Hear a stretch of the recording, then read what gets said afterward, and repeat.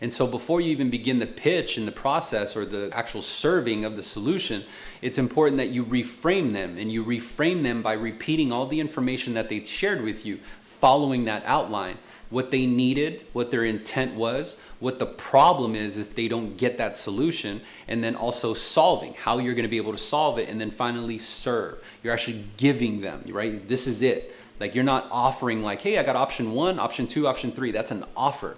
Where I'm saying serving is like, hey, this is gonna do exactly what you wanted to do, A, B, and C, so that you can achieve X, Y, and Z. What are your thoughts on that, Mr. Patel? Perfect. The key thing is, though, I never mentioned interest rate. I never even mentioned closing costs, right? Of course, questions like that will come up like, hey, well, what's the interest rate? Now I can go over the reason or the interest rate and the fees and the points confidently, because I've already buttered Mr. Patel up to a point where he already knows that in order to get this solution, he has to select this particular payment. And so if he selects that payment and it turns out that it's at 4.5%, I've already illustrated the difference in how that is actually achieving his goal.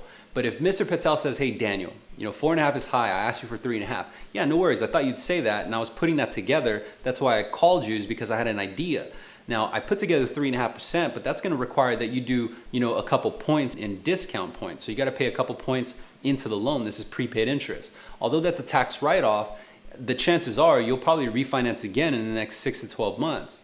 The reason being is because after you pay off these credit card debts, your FICO will naturally improve, your assets will naturally climb, and then in about 6 to 12 months, we could talk about actually shortening the term.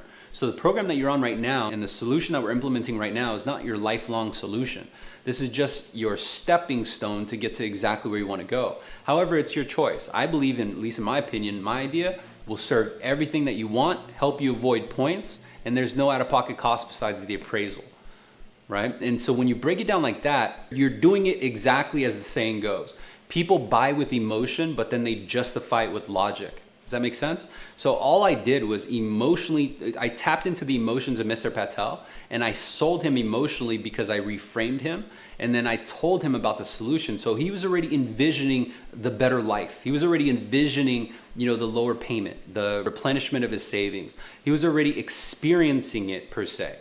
So I was able to effectively transfer that emotion to him because I was bought in on it as well. And that's important. If you're not bought into what you're actually selling, you're not gonna sell it.